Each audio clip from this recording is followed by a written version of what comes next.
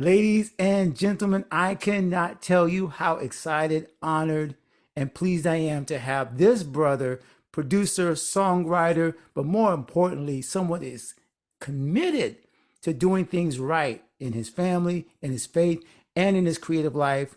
The movie says his mama named him Cassius, so I'm going to call him Cassius. His, his mama named him Dontaniel, so I'm going to call him Dontaniel. Dontaniel Jamel Kimbrough, welcome to the God and Gig Show. How are you doing, sir? Alan, great to be here, my brother. God and Gigs, I love this platform.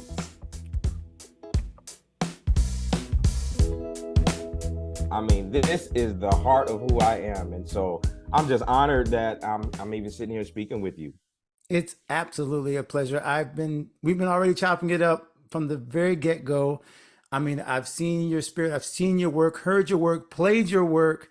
There's not a single musician in the gospel or the contemporary Christian movement that has not been touched by some way by what you've done. But, we want to get beyond just what you do and get to who you are. That's really why I wanted you on the show. Wow. You could talk about your, they probably already heard on the intro, your accomplishments. All of that obviously matters. But this is an opportunity, I think, for people to hear the heart behind the music, and what you've created comes from who you are. So Sure, this is the hard. This is the hard part. I always do this at the beginning. I don't know why we start like this, but everybody does the whole 30-second elevator pitch at the beginning. So I'll ask you like this though. I'll try to change it up a little bit. When people meet you for the first time, what is the most important thing that you want them to know about you if they don't get all the resume stuff? Well, the first thing I want them to know is I'm approachable. You can talk to me. You can ask me anything. I am not what you call Hollywood. So I'm sure you've met quote unquote Hollywood musicians and producers and artists.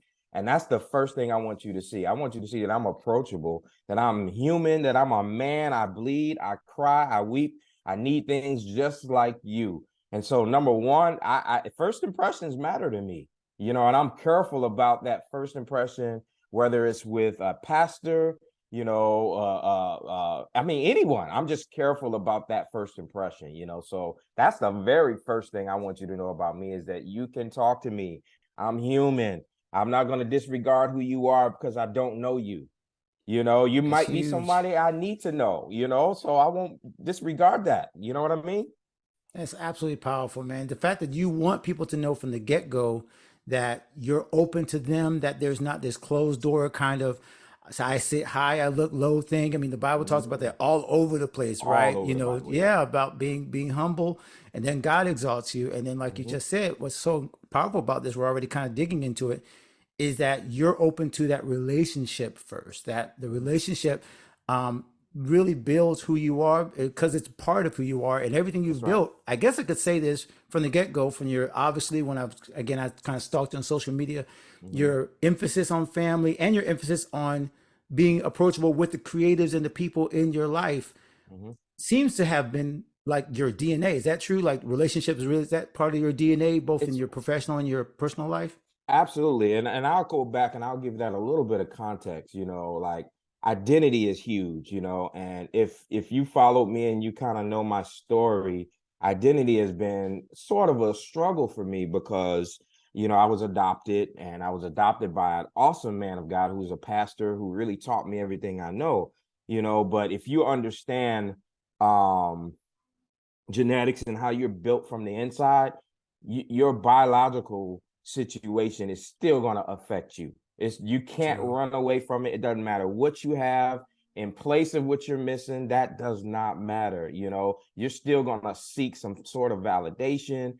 And I took that struggle that I've had and I said, okay, I feel like God has given me the gift of music as a vehicle, because that's the vehicle. But what I'm supposed to do is mentor people through the struggles that I've had.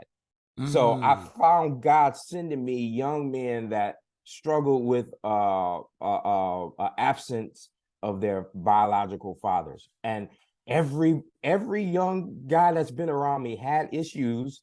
Even my own stepchildren. I have stepchildren, not stepchildren. My stepchildren. I'm sorry. My wife had two boys, and so even with them, they struggle with the same thing that I've struggled with all of my life. And God just sends me those people. So I realized that he blessed me enough to give me a gift that I'm noticed, so that now I'm approachable, so that I can do my real job. Oh, okay. I was not ready for this 5 minutes in. I was not ready, Dontaniel. Okay. All right. Let's how do we break this down? Okay, so God gave you a gift. You just said that. I heard the story.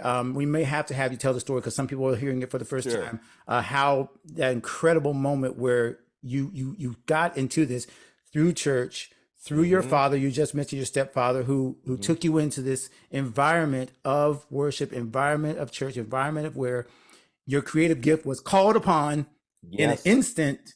Instant. But you're saying that's not your real. I mean, God blessed you to be on Grammy award winning and Dove award winning and be in stages in London and everywhere. Mm-hmm. But you're saying the most important thing is not that. It's not that. It's not that, Alan. And I thought that. I thought, like, God, this is what you have me here to do. Thank you.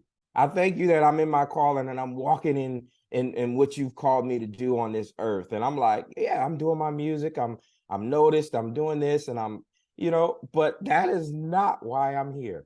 And I realized that as God sent me people, and the people that are a part of my life, they have a need that I can meet. And mostly only I can meet, and it's just so it's just so surreal that I use the opportunity of music to help people and cultivate people as a man. I always say this: you're a human before you're a musician.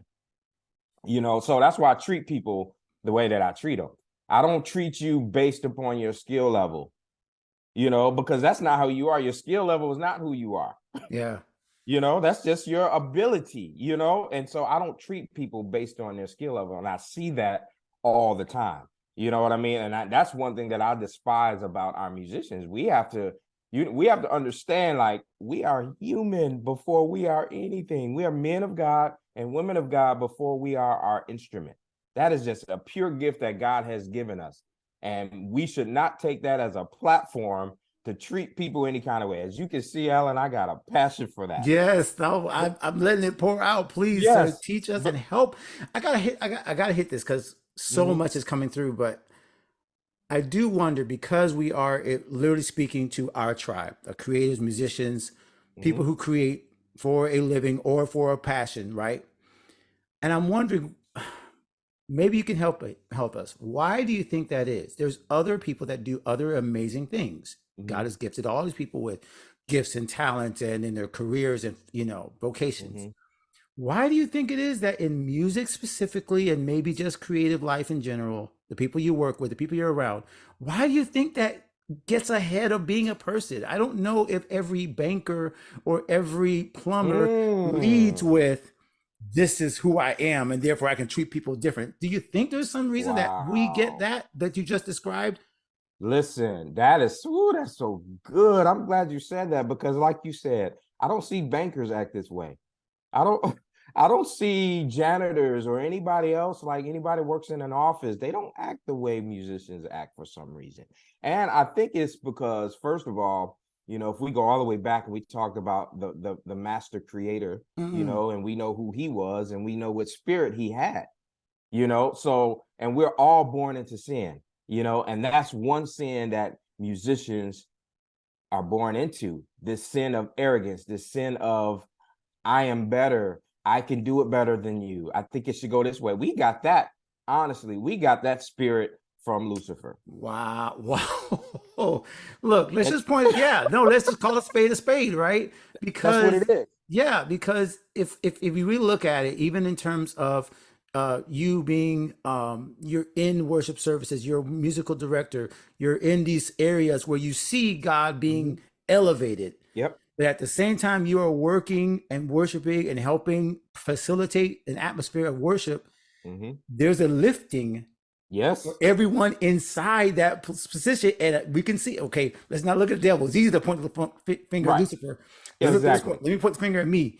There is a moment in which I feel the lifting. Yep. because I'm helping lift God up. I That's feel right. like now my platform, I'm on the platform too. Pastor's That's speaking right. too. I'm part of this. I'm bigger. I'm getting wider, and I'm starting to feel like I deserve what's happening in the room. And Come on, man. oh man, I'm just being transparent. And that's the transparent we need. And you know, that it's this feeling. You play keys, right? Yes. Okay, so there's a feeling that, you know, for me, I don't play my best as a musician. Just if you sit me down at a piano, I'll just, okay, I got stuff. But I feel like I'm my best in the atmosphere, in the moment where God is moving in the room. I feel like I'm my best musician because I'm sensitive to the room.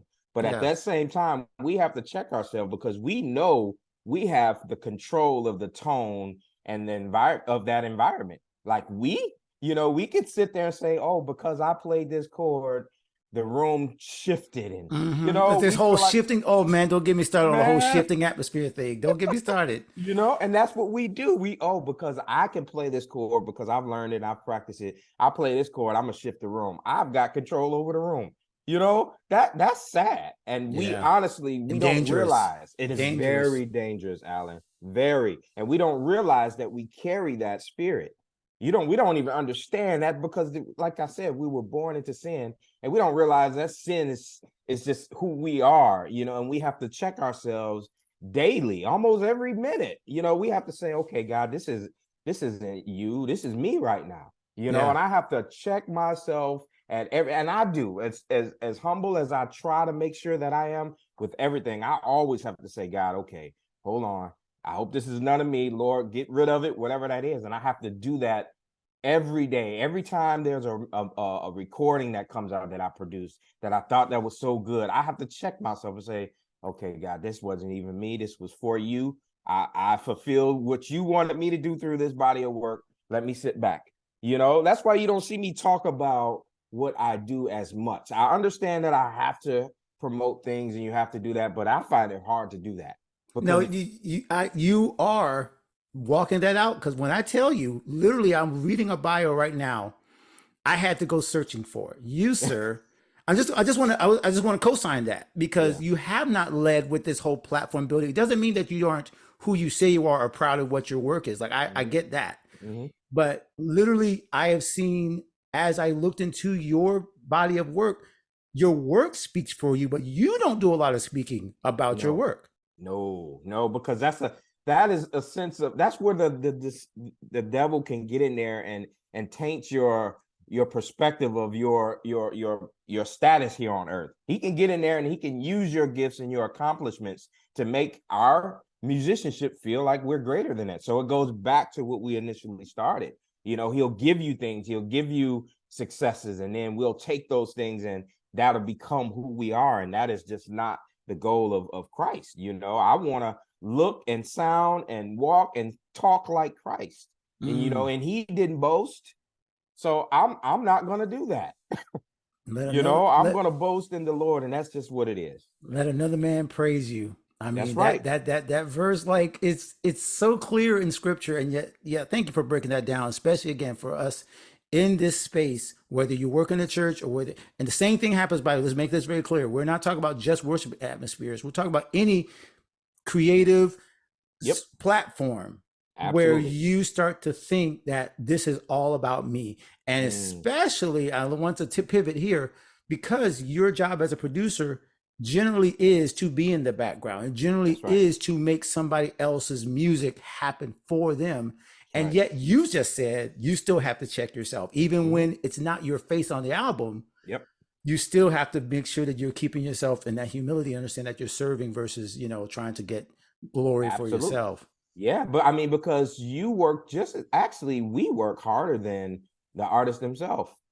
You know, we hear So these true. songs, you already know They'll it. never know. Look, they will never know. Look, They the, would the, never the understand it. behind the scenes, the hours and hours, and you just mentioned. I don't know if it was on recording that you're in your working from home, and Hmm. your wife or your children may not see you for for days Yes, for in the same days. home because you are that dedicated, and all of that work, like you said, goes unseen. But that's the artist comes in. Obviously, we thank God for the artists who Yes. put their blood, sweat, and tears into this. But Yeah. what you do behind the scenes can be Yeah. double that.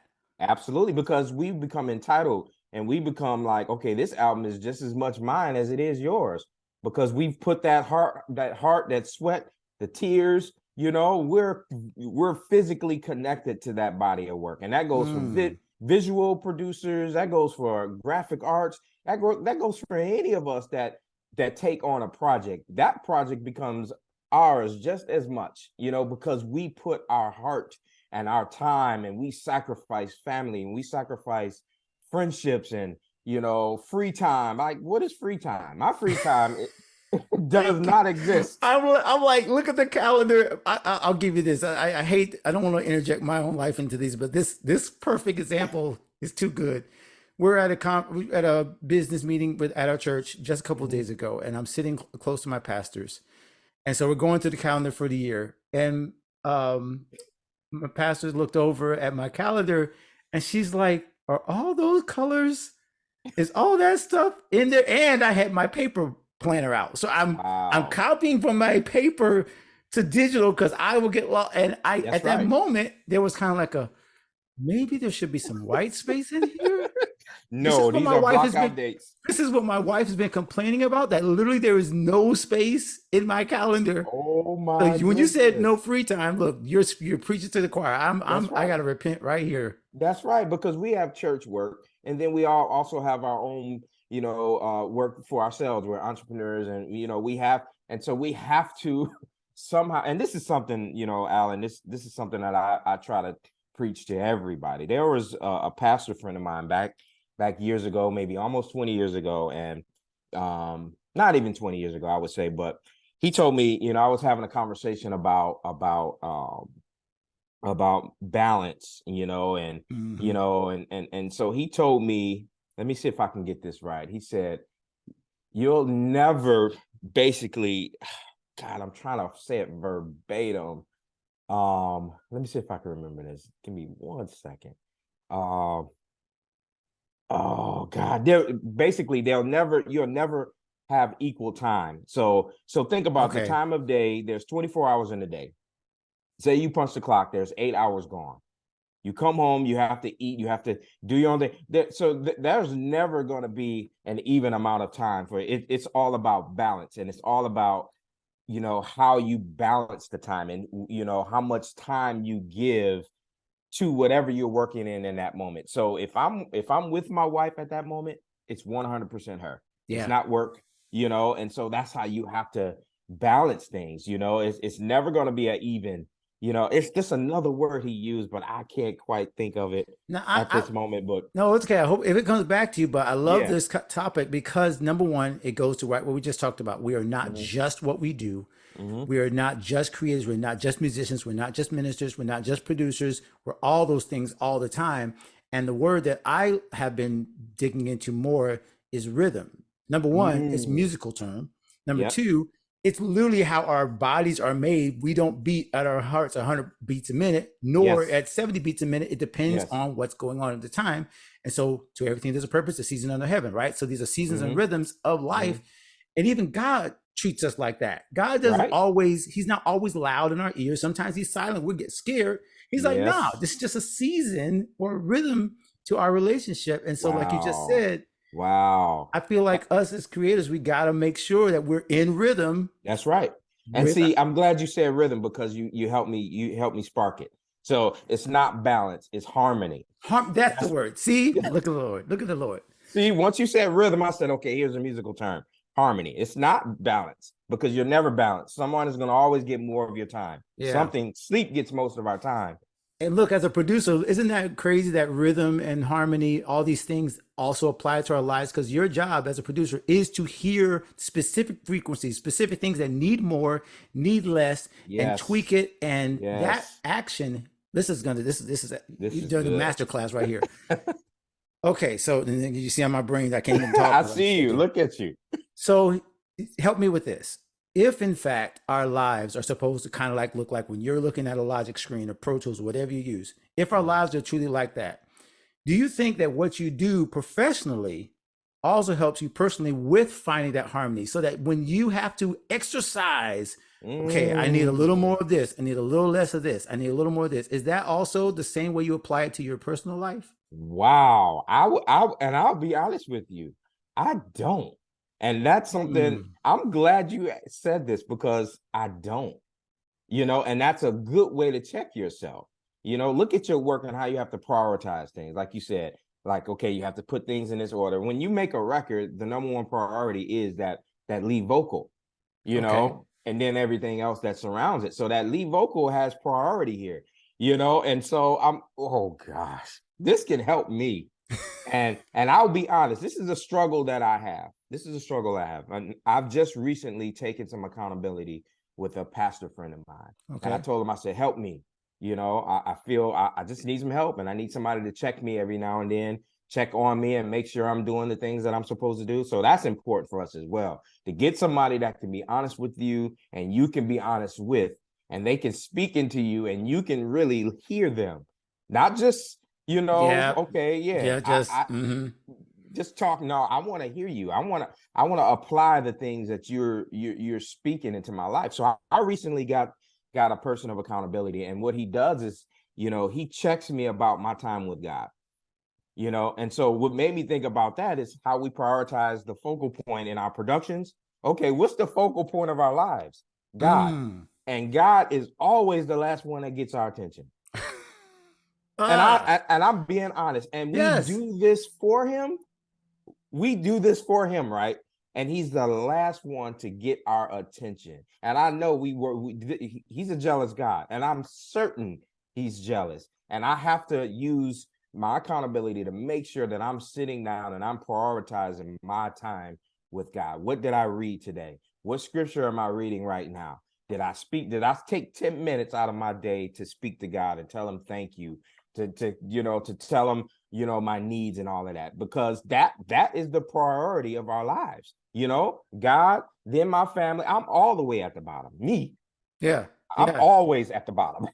It's God, and then it's my family, then it's my church, my business, and then what does Dontaniel get at the end of the day? Nothing. you're like at the bottom, waiting for that last little Thank bit to you. drip to The come little down. You're drop. like, please. Oh gosh. Absolutely. But I gotta. This is too good. I gotta ask you because of that. Because now we're getting down to the root of, okay, I hate to say it like this, but you kind of said it. What's in it for me, kind of thing, right? Mm. Because as individuals, we do enter this with dreams, goals, aspirations, blah blah blah. And somebody's listening right now, and I'm thinking about either the church musician or the young gigging musician who's at the Mhm. bottom. Maybe he is serving, maybe he is doing all the right things, but he's at the bottom, like, wait, well, when is this going to happen? So please let me know Wow. if there is a. I like to go between valleys and mountaintops when I talk about this thing. Mhm. So somebody might be saying, okay, well, if he got that far and he's still getting crumbs, well, what's the point? so give me a mountaintop moment when maybe you realize that this does work, that prioritizing, putting your God first, putting family first, putting that it does work out. Because I think some people think that they're just going to be on that rat race and never make Mm. it out. Yeah. But I think they need to see that, that in Yes. faithfulness, Yes. there is a reward. So There is give a me a reward. moment that you saw, like, okay, I was doing all this little stuff, but it felt like I wasn't getting nothing. And Yes. then God kind of revealed that no, you were doing it for a reason. Wow, man, that's just so, man, I love this platform, man. This fuels me right here. Just so you know, this fuels me. It's our pleasure, man. This is why we're You, here. but I'll be honest, time has to take its course. Mm, People don't realize that I am 45 years old, and I felt like I can do this. I felt like I could have done this from 15. I mm. felt like I was ready at 15. I was nowhere near ready to do what I'm doing on this level, because okay, we stop as, and then I'll give you one of those mountaintops. We Sure. stop as our talent as creators. We stop there. Okay, the creating part is one thing, but how do you communicate with artists?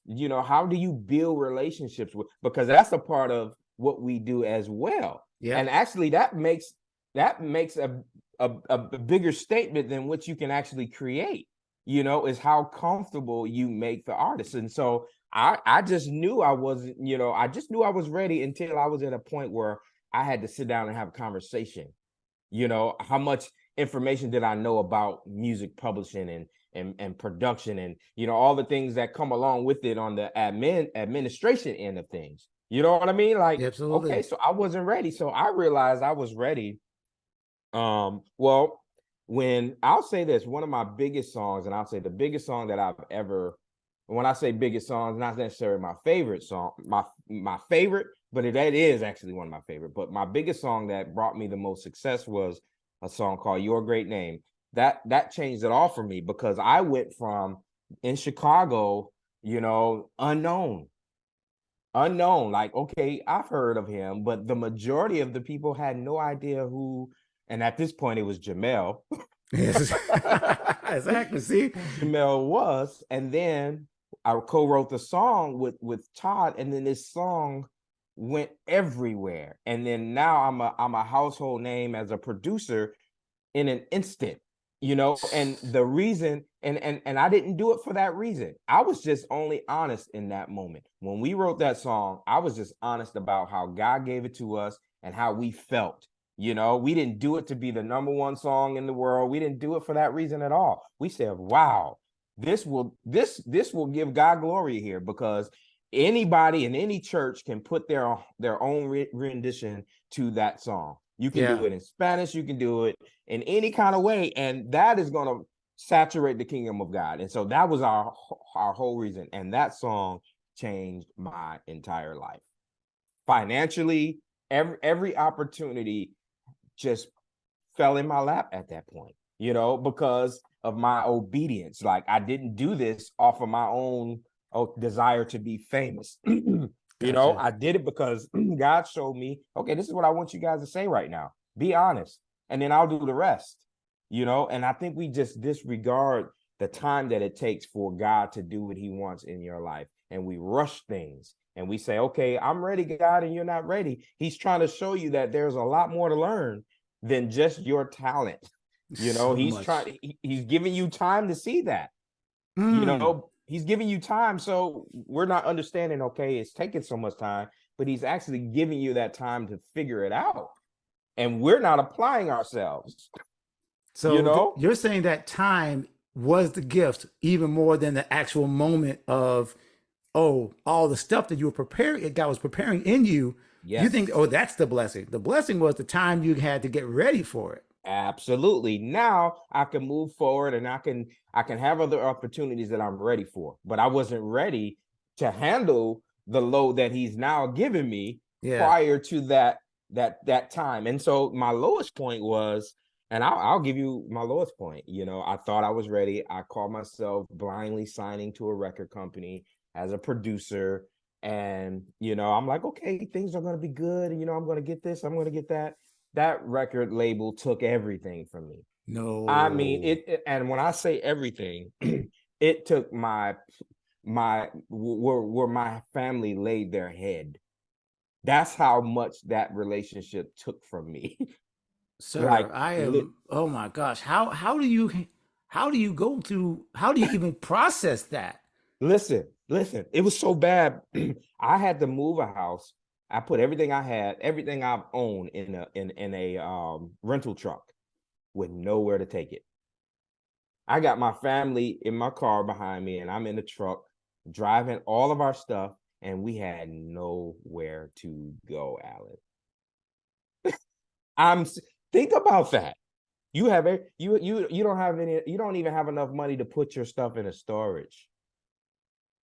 Oh God, you have to help us. How did you make it out of that? Because we're all like stunned, like, okay, yes, like there's got to be there's clearly a happy ending to the story, but we don't know how did you get from A to B? Like what was your next step to see yourself somehow come out of this? Yes, I you know what? I lay vulnerable to God's will. And that's just, speaking it, in a short sense, but transition happened in between churches, and I honestly, through that transition, I didn't go for a lot of money. I didn't ask them to pay me what I felt like I was worth. I said, you know what? Lord, I'm just going to let you guide the wheel. I'm going to let you guide this thing, and I'm just lay humble, and I'm not going to try to do this on my own anymore. And then before you know it, things kind of glued together. It was just right before my eyes. Like, you really won't see God's transition. You're just going to look up, and you're going to look back and say, wow, just last year, and you won't have any answer for that. But the answer, what you have to do is lay still. You have to remain faithful and just let God do what he has to do in your life. Like time, and that was one thing, I said to my children when we did our 2023 conversation about, what do we see ourselves in 23? And that was time was the number one thing. I said, that was the meat of my conversation, because I feel like time has to happen for everything to happen. God has to take the time. You have to take time to develop. You have to learn, and you have to let time do what it's supposed to do. Oh, gosh. Look, I cannot imagine the people that are just listening and said, oh, wait a minute. The same guy that I was aspiring to be like went through something like that. Like, that's where I really want to make sure it's heard and seen and felt by every person who's listening to this right now, that we like to do this in platitudes, don't we, sir? In the church and elsewhere, the glory before the story before the glory. The testimony, you'll use your test of testimony. It's all easy to say, but when you have to walk through it, it's like we get amnesia, we get spiritual amnesia. It's like all that stuff we talked about, how Joseph went through this and Daniel went through this and Lions Den, and we love to say it until you're the one looking for a place to live, literally with your family, because you thought you were following a certain path in the music industry where you thought God called you to. And he, obviously it all comes out okay. But no, thank you for sharing that. That's an incredible. I mean, pawning your own gear that helps you make a living. Gosh, don't walk down my step. Don't walk down my street, man. Get off my street. I've been there. I've had to pawn all kind of stuff that I worked hard that is actually going to make a living for me. And God, I'm like, God, how am I going to do it now? Like, I have to pay a bill, and so this piece has to go, this mic has to go, this keyboard has to go, all the way down to the bare minimum of a laptop and headphones. That's the only thing that could have kept me alive. But I trusted God, Alan. I trusted him. I said, all right, I guess I have to go through this. I guess I have to. And so that's just what I went through. And so thank you for letting me share that, because I don't think I've ever shared that. No, thank you for sharing it. And I got to tell you, this is where it's an incredible truth that we cannot overstate. That I don't know who said it. I don't know which preacher I'm taking it from, but he said, before God will use you greatly, he must wound you or significantly. There's no other way that God would entrust you with what is entrusted you. And I hear you, like, I catch little things like this, my brother. I catch things like when you say, sit down with my family to go over our 2023 goals. When I hear things like, my wife has got to know what's going on in my life, we've got to be one on the same page. When I hear you things say about your relationship, even with Todd, and and I read more about that and talked about like how you was in a position of a servant. Like, those are things that qualify you. We're not qualified, like, I'm doing quotes, air quotes. We're not qualified, but it does qualify you, right, for the blessings that you receive, because you sowed those seeds when it wasn't easy. You were like doing the right thing when it didn't feel right, and the right things were happening. So I'm absolutely inspired. Okay, so now I don't know how we go from this, because we could do this all day. I'd like to know, just in terms of, let's jump into the place where you are building, because there's where you've been, there's where you are now, but then there's where you're going, right? So a lot of us in this world, 2023, we got all the social media stuff. We're trying to build this, trying to be this on Instagram and all this stuff, which I'm glad you're not trying to deal with. It's smart. But tell me, just in terms of now that you mentioned time, now that you are where you are now, what do you see moving forward? What in your past is helping you move towards your future, and what does that future kind of see in, I guess, I don't know how long, but just in terms of like, long-term goals, do you see you building to something different, or are you going to be doing something similar to what you're doing right now? Well, one thing I have to do know that, just as easy as God gave me the gift, he can give it to somebody else, and he will. And there's always going to be someone next to do it better than you or take it to the next level, because that is just how it goes. There was once Quincy Jones, and and now there's people like, from the secular end of things, Rodney Jerkins, and on the gospel side of things, you got Kevin Bond, my big brother Aaron Lindsay. You have people like that. Now then you have people like me, and you see how God uses people to further growth the kingdom of God. So with that mindset, you have to realize that, okay, you're not going to be called on forever. And that's just not, it's just the way of life. They're not going to call your name because they're calling me right now and my phone is busy and contracts are coming in and I'm eating good. I'm eating steak every night. And, I'm never going to get comfortable in that mindset, in that place, because everything is a season. Yeah. How weird do you look with having a coat on in the middle of the summer? And that's just what it is. Like, That's a great picture of people thinking like, yeah, I'm just gonna yeah, stay here, and wait, yep. no, man, that we're on bathing. Like, what are you doing? We moved on now. Like, if you don't take that coat off, you're gonna burn up. And but anyway, that's the mindset I have to think. I have to think that, okay, it's always got to be a next, and that next, has to be something. And for me, I have to still understand that I have to be fulfilled in what God has given me, because I can do what I do right now for free. I could, if not because because I have so much money. It's because the love of what I have. Okay. I could do it for no money at all. That's how much I love what I do. And so that's going to fulfill me. But I'm also a grown man with responsibilities. Yep. And my kids are not going to eat. My wife is not going to eat on just my love of doing what I do. And so you have to just understand that there's a next. There's going to be somebody else. And you have to always think about the next move. The next move is just as important as the move you're currently working.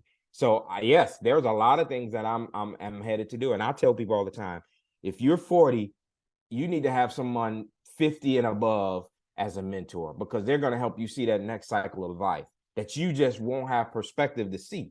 So my mentor right now is a 55-year-old white man. Come on now, Yes, he's my mentor. And because he's done the whole industry thing. If I give you a name, you'll know this guy. Like, he's had a huge career in Christian music, and he's now my mentor, but he's now settling down. He's a consultant. He develops, he cultivates, he leads. He's not so much doing his artistry anymore, and that's kind of where you have to understand that it's best to just build the next person up. That's the goal. And for me, it's building the next person, teaching them to do what I already know to do. Maybe, preventing them from making a lot of the mistakes that I've made, and they can get there a little faster than I got there, and that's really where I see myself. Mentorship, of course I'm going to always do music, but that's not the focus anymore. But even after that, I see, record label, I see a lot of things, but, and let me share one thing too. Sure. One thing will always be a part of my equation, always, is serving the house of God. People ask me all the time, oh, you still at a church? And you're not? You're missing it. You're not serving at a church. You've totally went over your head, because you take care of this is the way I look at it. You take care of the kingdom of God, and then God will in return take care of you. And so my whole desire is to make sure the house of God is taken care of. I'm always at staff meetings. I'm always at church every weekend, even if I'm not playing that weekend. I'm going to always be. I'll mix this weekend. I'll do broadcasts. I'll do service production. I'll play keys.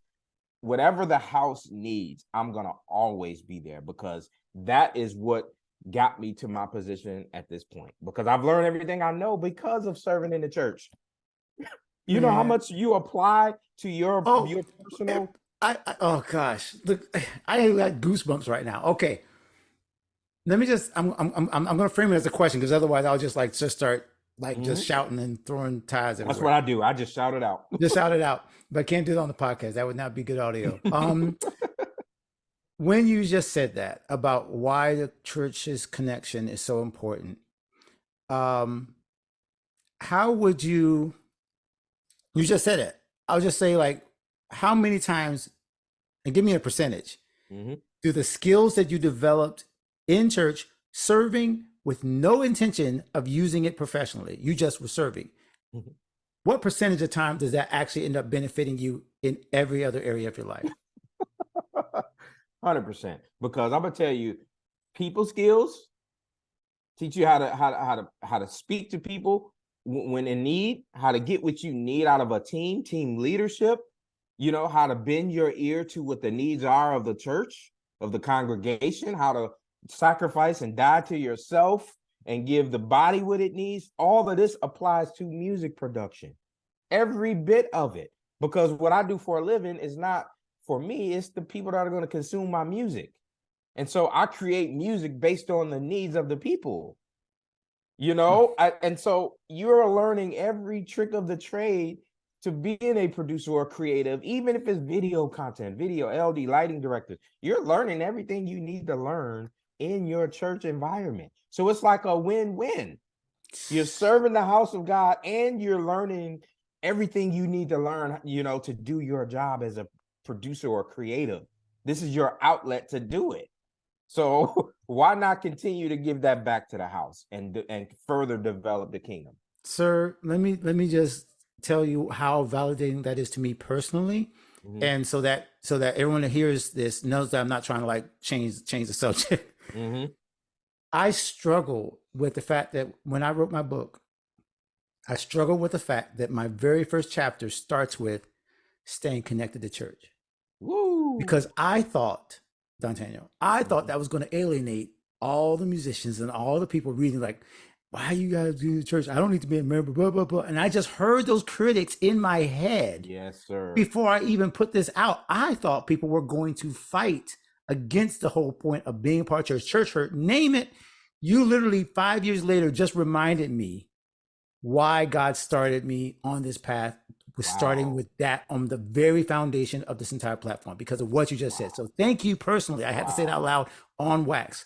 Wow. This is why I need to hear that voice. People like me who are serving every week and who are performing everywhere else to remind me that I seek the kingdom first. Yes. All these things, Yes. including contracts, writing, Absolutely. gigging, but all these things are added. And thank you for reminding us all together. And that temptation is going to happen, Alan. You're going to be tempted to, there's opportunities out there. There's going to be several opportunities, but okay, let's prioritize.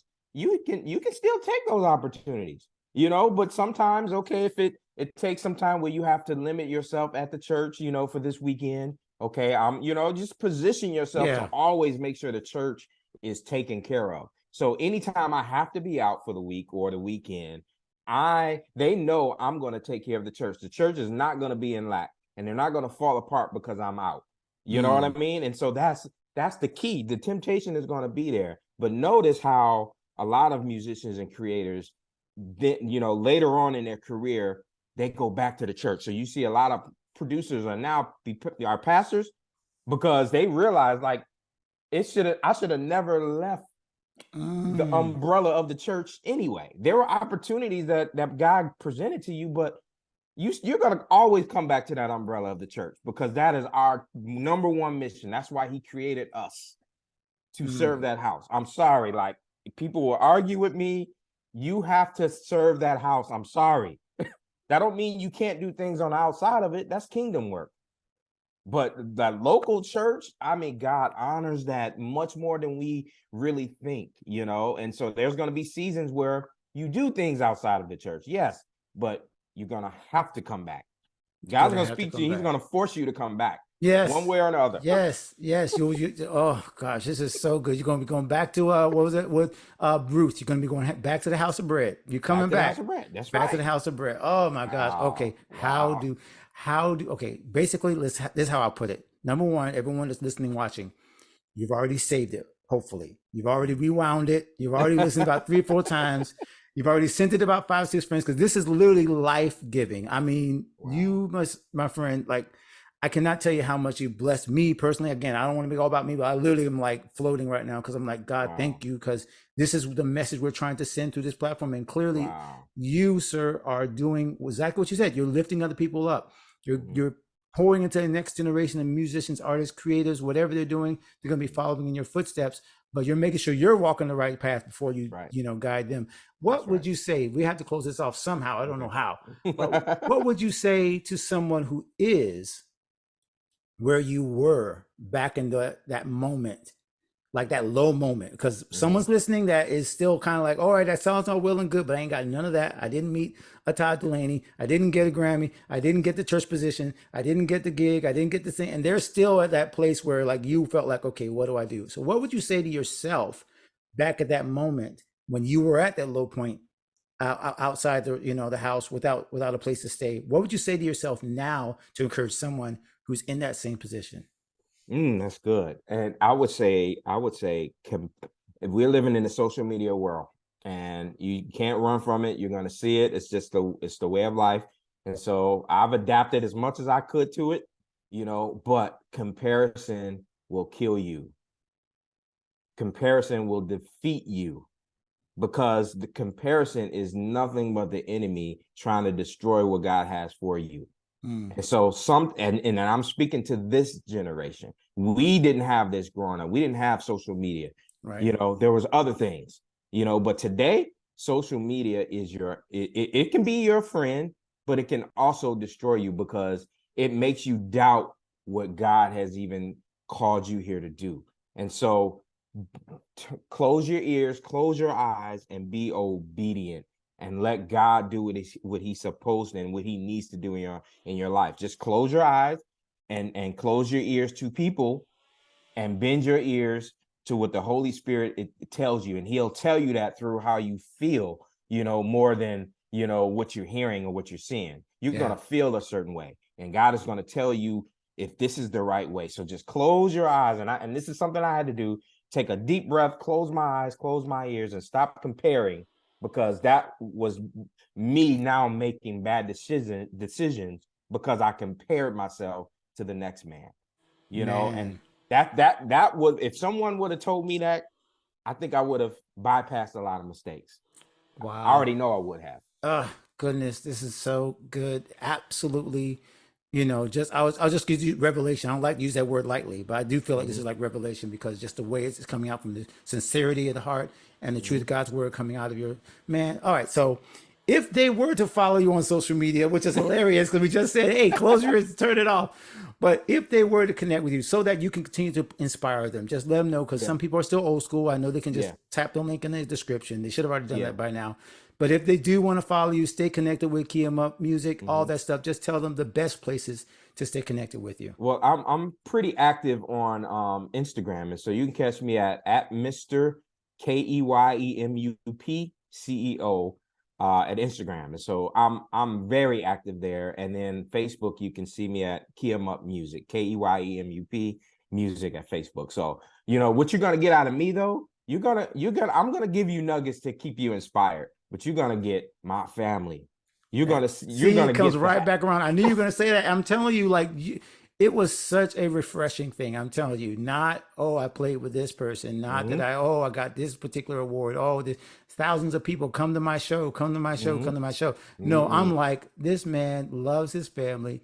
And it makes me remind myself that no, the most important thing, what I'll be judged by at the end of the day is, of course, my works, my work for God. But then, like you said, right under that, literally the exact same thing is to work for my family. Absolutely. And now you can boast in the Lord, because now he's going to give you things that you can boast about, but not because of you. It's because of him.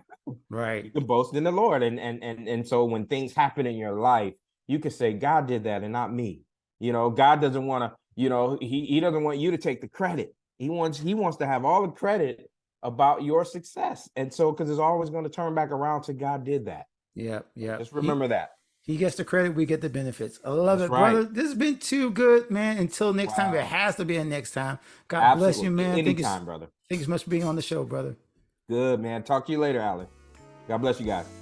My friend, thank you for watching this episode. If that blessed you, you got to make sure that you stay connected with this community and this channel so that you can get more where that came from. We're sharing great interviews, tactics, strategies, mindsets, lifestyle choices, everything that's going to help you become a totally confident creative. And don't miss an episode of the God and Gig Show.